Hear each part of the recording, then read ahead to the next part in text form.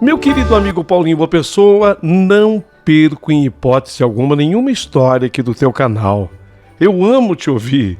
E gozado, né? A minha mulher, a Joelma, tem o mesmo hábito meu. Na verdade, deixa eu explicar, foi a Joelma que me ensinou a admirar o seu canal. Toda vez que eu chegava em casa, eu trabalho como motorista particular. O Paulinho, a minha profissão é uma delícia, eu vou te explicar, é sobre ela que eu quero te contar hoje. Então, cada vez que eu chegava em casa, trabalhando o dia inteiro nas ruas, às vezes trabalhos árduos, aí eu voltava, minha mulher dizia: puxa, escutei uma história no canal do Paulinho Boa Pessoa, queria que você ouvisse também, Davi. E aí ela colocava assim para eu ouvir, e não é que eu fui me apaixonando também pelo teu jeito de contar as histórias.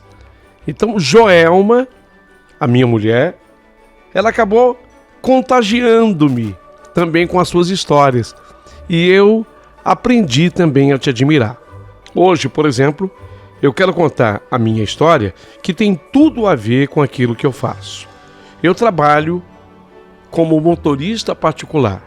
Naquele momento, eu estava trabalhando para o Dr. César. Ele, um empresário importante, dono de 3 indústrias, para você ter uma ideia. O carro dele de luxo. Ô Paulinho, apesar de ser pobre, eu só ando dentro de Mercedes, Porsches. Tudo bem que os carros não são meus, mas é a minha profissão. Naquele dia, dentro daquele carro de luxo, eu percebia que o Dr. César estava perdido. Eu olhava assim pelo retrovisor e teve um momento que o vi tão triste que eu cheguei a detectar que lágrimas brilhavam no cantinho dos olhos do meu patrão. Só que eu tinha certeza de uma coisa: orgulhoso do jeito que ele sempre fora, certamente ele não ia chorar na minha frente. Nunca que ele iria permitir que aquelas lágrimas caíssem. Nós rodávamos pela cidade sem rumo. Era o primeiro Natal depois do conturbado divórcio do Dr. César. Tinha sido para ele um momento muito difícil. Aí foi que eu descobri que os ricos também choram. Os ricos também sofrem. Dr. César estava longe dos filhos, completamente sozinho naquela noite de Natal. Praticamente, o Dr. César não tinha amigos, ele tinha um monte, tá? De colegas, mas amigo, assim, pra valer mesmo, amigo de verdade, ele não tinha. Tinha gente puxa-saco, ele tinha gente muito interessada na grana que ele tinha, no dinheiro dele. Não tinha mais família, amigos inexistentes. Então ele não queria voltar para casa. E eu comecei a observar que ele estava inventando algum endereço da imaginação dele. Por favor, Davi, puxa, esqueci, vamos passar em tal lugar. Aí eu estava chegando perto de tal lugar e falava: não, vamos para outro lugar assim assado. Eu notei que aquilo era sintoma de solidão. A solidão assombrava e apavorava o Dr. César, principalmente numa noite como aquela, a noite de Natal que é tão significativa. Diante disso tudo, ele me lança uma pergunta do banco de trás para mim: ô Davi, o que é o Natal para você? Eu respondi para ele com toda sinceridade: ô patrão, eu gosto do Natal. Gosto porque família reunida, alegria, festa. Se eu não tivesse aqui trabalhando com o senhor, eu estaria lá com a minha família, com os meus amigos. A essa hora já está todo mundo reunido lá em casa. Ele mandou lá de trás: Davi, deve ser muito bom, né? Eu, eu vou confessar uma coisa pra você, Davi. Você percebeu que eu tô sem rumo, né? Eu tô mandando você pra um lugar que não é bem aquele e também não é esse pra onde nós estamos indo agora. Posso abrir o jogo com você, Davi? Lógico, patrão. Davi, eu não tenho pra onde ir. Eu não quero voltar pra minha casa porque a solidão mora lá. A solidão vai me abraçar. E eu odeio essa coisa de solidão, Davi. Eu tenho medo dos meus fantasmas. Dos meus próprios fantasmas. Engraçado, patrão. Eu pensei que o senhor tivesse tantos amigos. Amigo, Davi, é tão difícil. Não, nem amigo e nem mais família agora. Olha, patrão, eu fico até envergonhado de falar, mas eu bem que podia chamar o senhor para passar o Natal lá na minha casa. Mas, pelo amor de Deus, eu tenho vergonha, é casa de pobre. Talvez o senhor até ache muita ousadia da minha parte convidá-lo. Ainda mais o senhor, um homem fino e rico, e na casa do motorista particular dele. Só que eu falei assim, e o doutor César, nessa hora, ficou calado. Ele ficou, sabe, remoendo alguma coisa que estava sentindo, como que se fosse ele um camelo ou uma vaca, estivesse ruminando aquilo que comeu, sabe? Ficou calado. E nós continuamos rodando pela noite. Depois, o doutor César falou: Davi, você gostaria muito de estar com a tua família agora, né? Sim, patrão, eu gostaria, mas eu também gosto muito daquilo que eu faço. Para ser sincero, eu estou aqui no carro com o senhor e estou cumprindo a minha obrigação. E faço isso com muito amor. Aliás, eu vou dizer uma coisa para o senhor, patrão. A minha mulher e eu, nós trabalhamos muito para ter um pouquinho de dignidade e dar aquilo que a gente pode para os nossos 3 filhos. Davi, se você me convidar de novo para eu ir na tua casa, eu sou até capaz de ir. É sério, patrão? É sério, Davi. Experimenta convidar. Aí fica melhor, porque assim você já volta para casa e já pode comemorar com a sua família. E eu também vou ter um canto para ficar. Se é sério mesmo, eu vou fazer o convite então. Doutor César, o senhor aceita ir para a casa do Davi, o seu motorista, na noite de Natal? Tá aceito o seu convite, Davi. Ô, doutor César, o senhor tá falando sério mesmo? Porque eu tenho um pouco de medo. A minha casa é pobre, a gente lá é simples. O senhor tá acostumado com essa gente fina que fala o português corretamente. Na minha casa, as coisas são um pouquinho diferentes. Eu tenho medo do senhor não se sentir bem. É tudo tão simples lá. Ué, Davi, você tá me convidando ou tá me desconvidando? Não, tô convidando, é sério, mas eu fico preocupado. Se o senhor quer, quero e está aceito.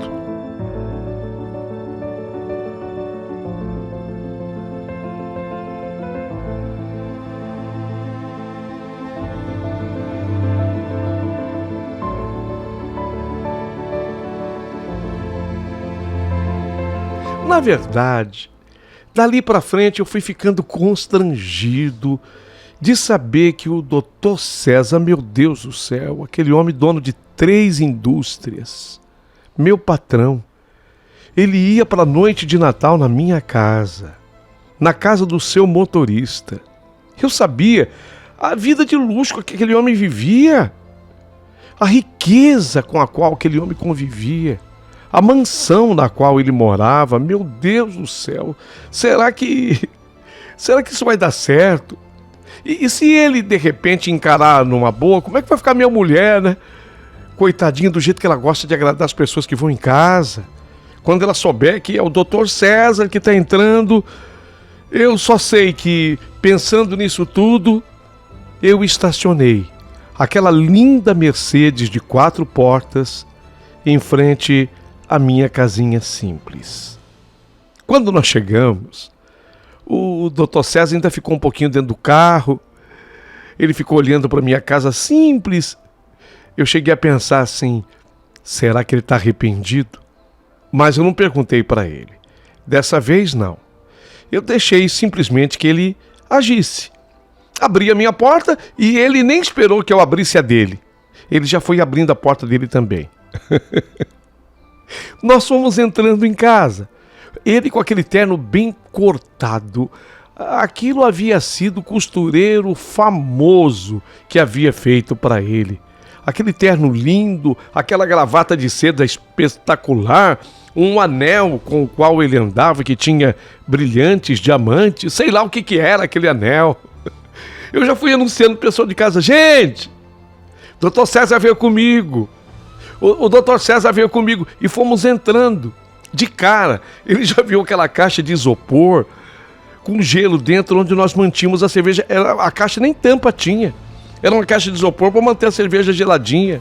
E refrigerante ficava ali junto também. Os nossos convidados chegavam com os pratos prontos que iam compartilhar na ceia. A casa estava lotada, cheia.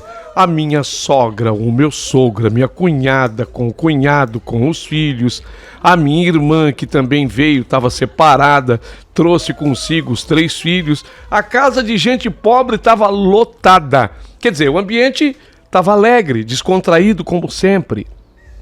Agora, o doutor César, ele era tão diferente.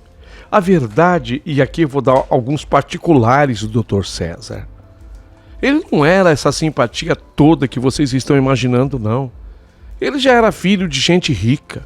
Então, pela vida fora, ele aprendeu a ser arrogante, sabe? Autoritário, ele era um homem extremamente autoritário. Era egoísta. Ele agia assim com um certo egoísmo.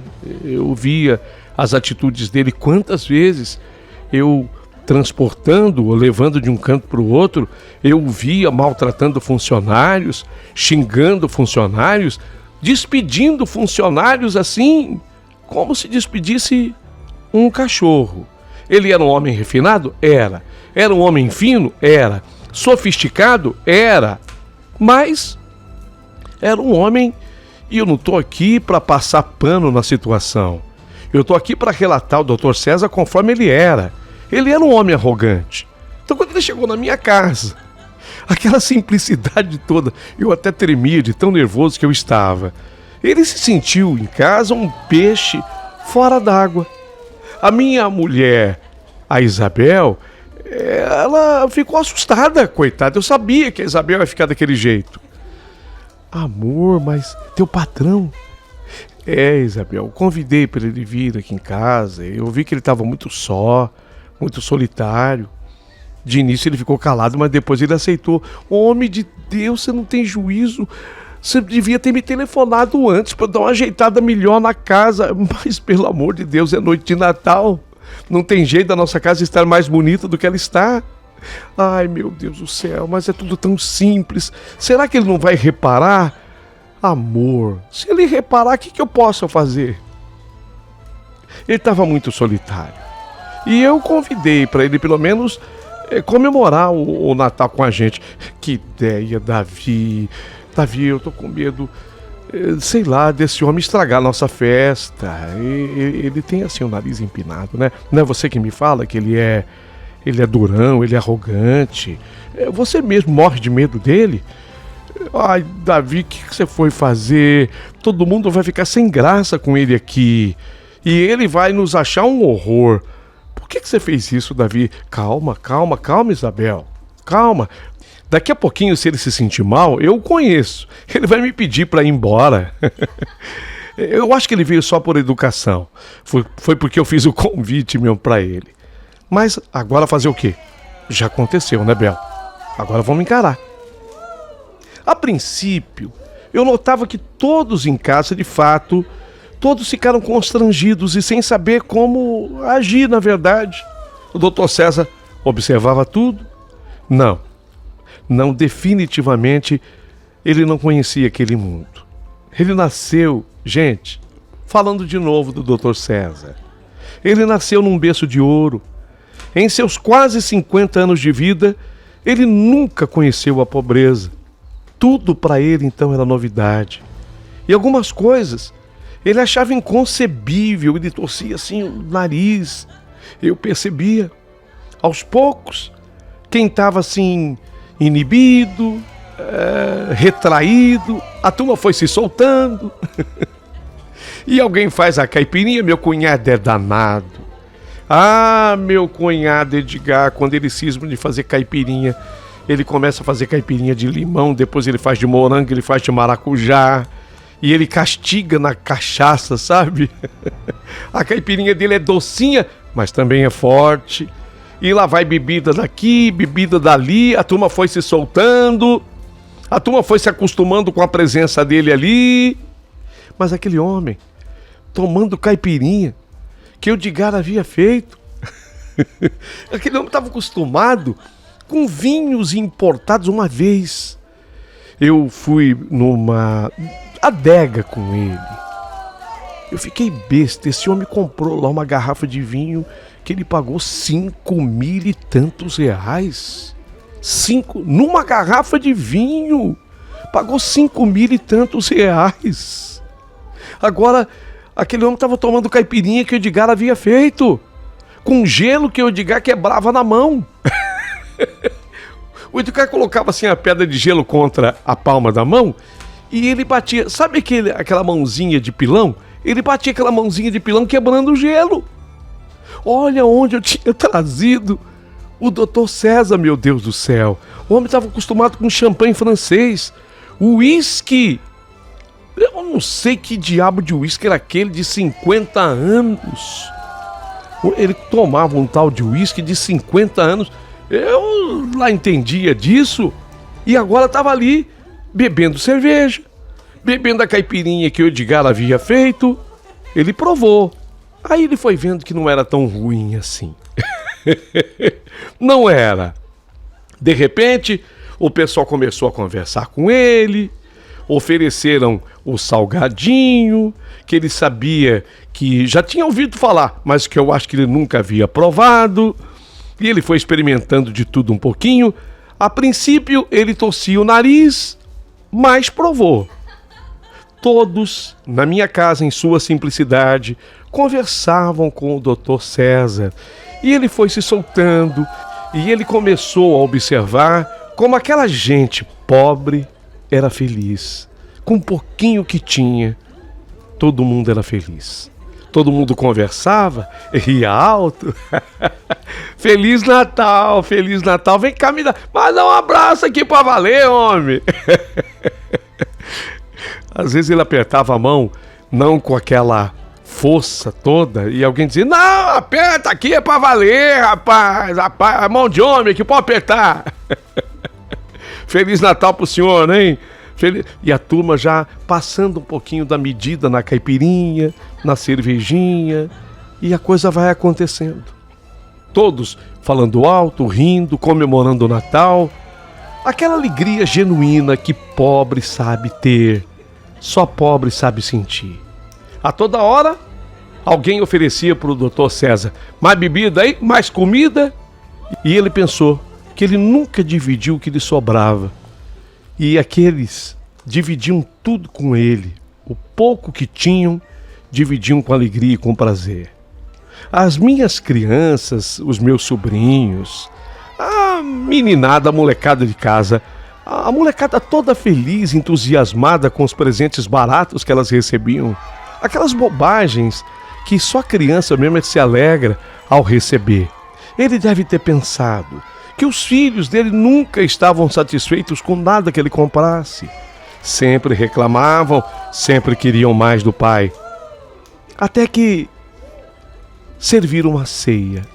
E ele viu aquela comida simples que ele nunca comeu. Quando ele viu o Edgar pegando a coxa de frango com a mão, se lambuzando com aquela coxa de frango.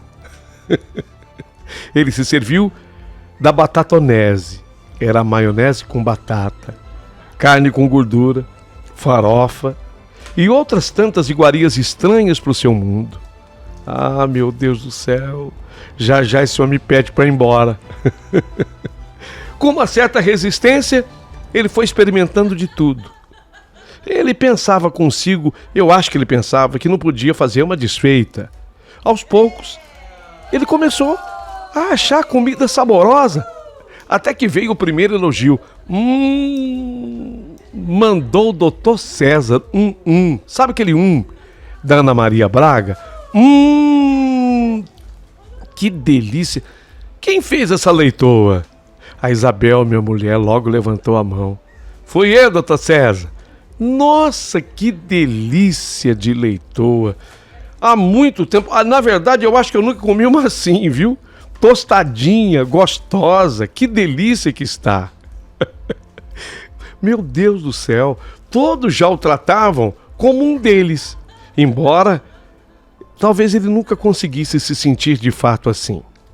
Ele foi ficando, se sentindo acolhido, inserido no meio de nós, inserido naquele contexto. A turma começou a contar caso, o Edgar metia uma piada de lá, até a Isabel, minha patroa, cismou de cantar uma música. Escutavam música alta, a Isabel gosta de cantar.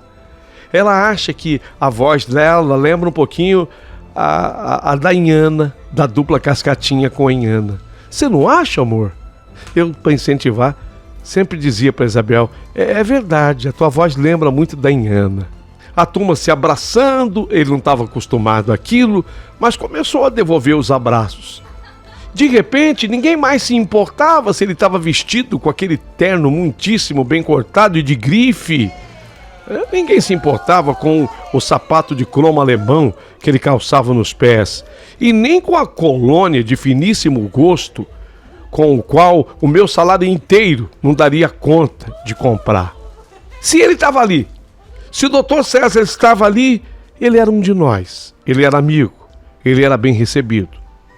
E eu achei que deveria devolver o doutor César depois de uns 30 minutos, 40 minutos, que nada. O homem rasgou conosco a noite inteirinha na minha casa. E até quando a minha sogra, Mafalda, colocou os forrós para serem tocados. Falei, bom, agora ele vai embora. Agora ele vai embora. A dona Mafalda começou tocando os forrós.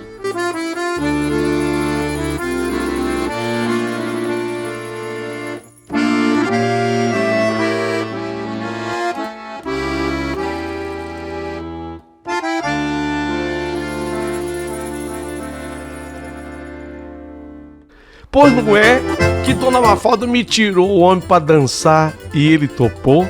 Dançou forró com todo mundo e eu ria, porque eu não acreditava que aquele homem, desculpa, tá? Vou repetir, que aquele homem arrogante que ele era, estava se divertindo numa casa de pobre. Eu achei que ele fosse ficar mesmo e, para ser muito honesto, fui eu que dei um toque. Ô, doutor César, que já passam das 4 horas da manhã, a hora que o senhor quiser, o senhor me dá um toque. Eu acho que eu despertei nele que era a hora, né, dele também ir embora. Ô, Davi, me perdoa, tá? Acabei exagerando, né? Você pode me levar então agora? Lógico que eu posso. Quando eu peguei a chave para colocar no carro e transportá-lo até a casa dele, ele fez um carinho. Davi, você está cansado. Você está cansado. Fica em casa e eu vou. Eu vou dirigindo. Não, doutor César, não precisa fazer isso. Eu estou bem, eu me cuidei, eu não bebi. O senhor bebeu alguma coisa. Eu faço questão. E aí, diante desse meu cuidado, foi que ele permitiu que eu o transportasse. Durante o caminho, ele foi me agradecendo. Davi, queria fazer um agradecimento especial para você. Verdade, doutor César? Sim. E é do coração, porque eu não me lembro na vida de ter passado uma noite de Natal tão feliz. Foi muito legal estar na tua casa. Lógico que uma noite não é capaz de resolver todos os meus problemas.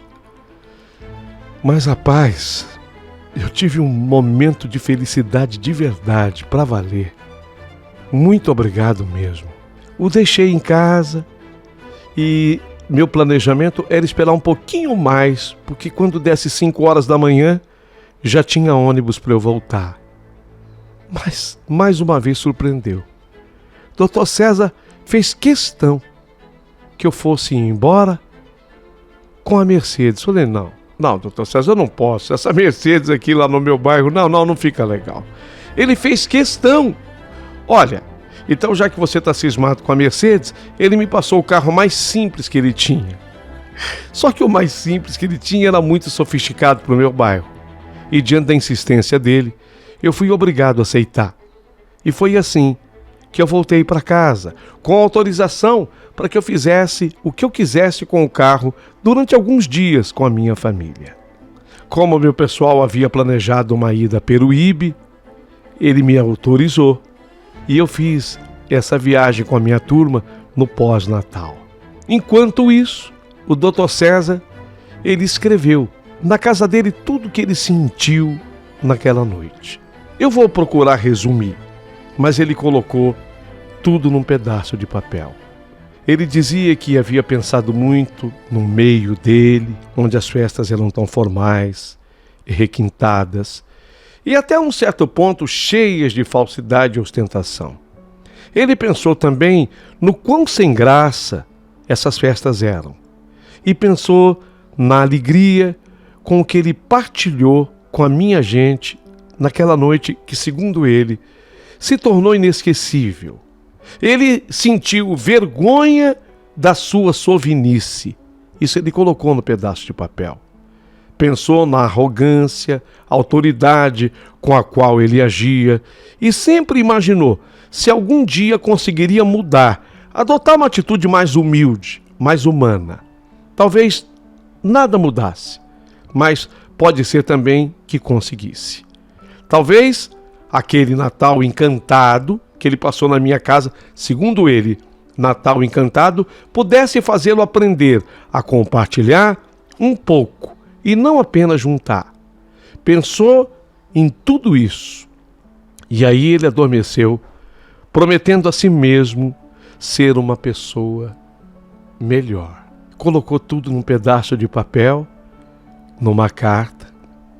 E depois que eu voltei, era 6 de janeiro, dia de Reis, voltei a trabalhar, ele me entregou aquele pedaço de papel. Eu vi que ele era um outro homem, estava muito feliz, muito mais sorridente.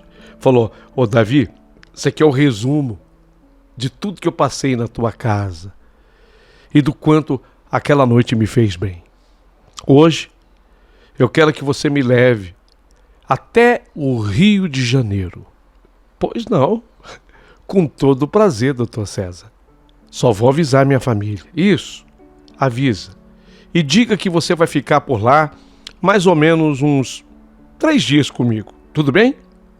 Tudo bem. O senhor manda, deu para eu descansar. Estou à disposição. Foi o que eu fiz. Avisei a minha família que já compreendia como era o meu trabalho. Era exatamente assim. A viagem para o Rio foi espetacular. Era um outro Dr. César que ia comigo no carro. Muito mais espontâneo, sorridente. E pasmem, ele fez questão de ir no banco da frente, do meu lado. Nem eu acreditava. Quando nós chegamos no Rio, foi que eu me surpreendi de verdade. Ele tinha ido atrás da mulher e dos 2 filhos. No particular, eu não pude assistir o que aconteceu. Depois ele relatou que foi um pedido de perdão que ele fez à esposa, aos filhos. E o que me tocou profundamente foi quando ele disse que ele aprendeu a necessidade de pedir perdão naquela noite de Natal com a minha gente. Porque ele viu que a felicidade de verdade só existe quando a família está reunida. Eu chorei, mas eu não fui o único. Dessa vez, o orgulhoso do Dr. César também chorou na minha frente. Mas foi exatamente assim que aconteceu. E foi por isso que hoje eu fiz questão de te escrever.